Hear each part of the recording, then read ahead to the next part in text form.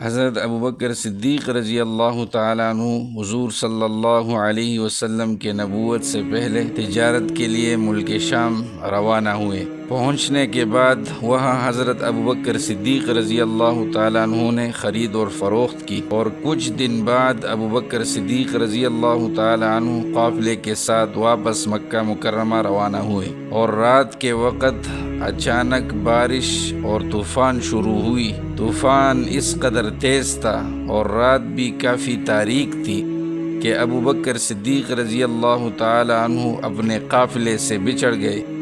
کافی دیر تک کوشش کیا کہ قافلے کے ساتھ جا ملوں، لیکن قسمت نے ساتھ نہ دیا۔ کچھ دیر بعد روشنائی نظر آئی تو اس کے پیچھے چل دیے۔ قریب گئے تو عیسائیوں کا بہت بڑا چرچ تھا جو روشن تھا۔ دیوار کے اوپر ایک آدمی کھڑا تھا۔ ابوبکر صدیق رضی اللہ تعالیٰ عنہ نے اجازت مانگی کہ میں اندر آ جاؤں، اور قافلے سے بچھڑ گیا ہوں، لیکن اس آدمی نے اجازت نہیں دی۔ تھوڑی دیر کے بعد ایک پادری آیا جس کے ہاتھ میں روشنی تھی۔ پادری نے دیکھا کہ ایک آدمی کھڑا ہے۔ اس نے کہا کہ اندر آ جاؤ۔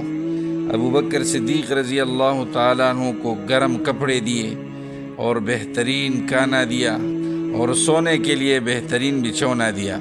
ابوبکر صدیق رضی اللہ تعالیٰ عنہ حیران تھا کہ پہلے تو اندر آنے کی اجازت نہیں تھی، اب میرا اتنا خیال کیوں کر رہے ہیں؟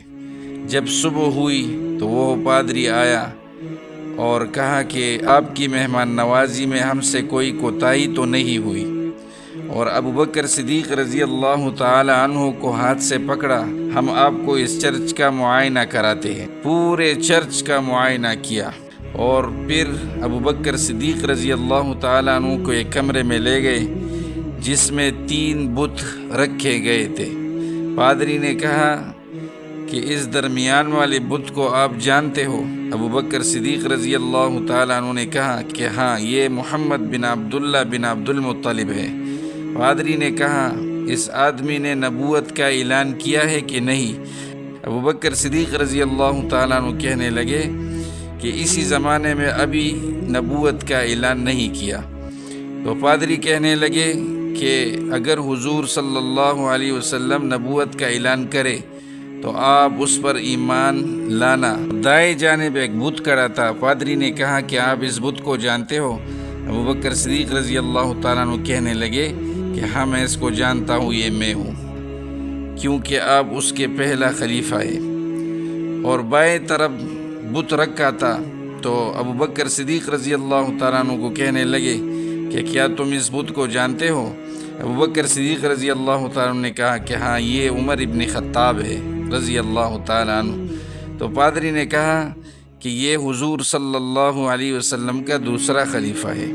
ان حضرات کے چہروں کو بنانے کا مقصد یہ ہے کہ پادریوں کو پتہ تھا اور اپنی کتابوں میں دیکھ کر یہ بتا سکتے تھے کہ یہ حضرات ہیں۔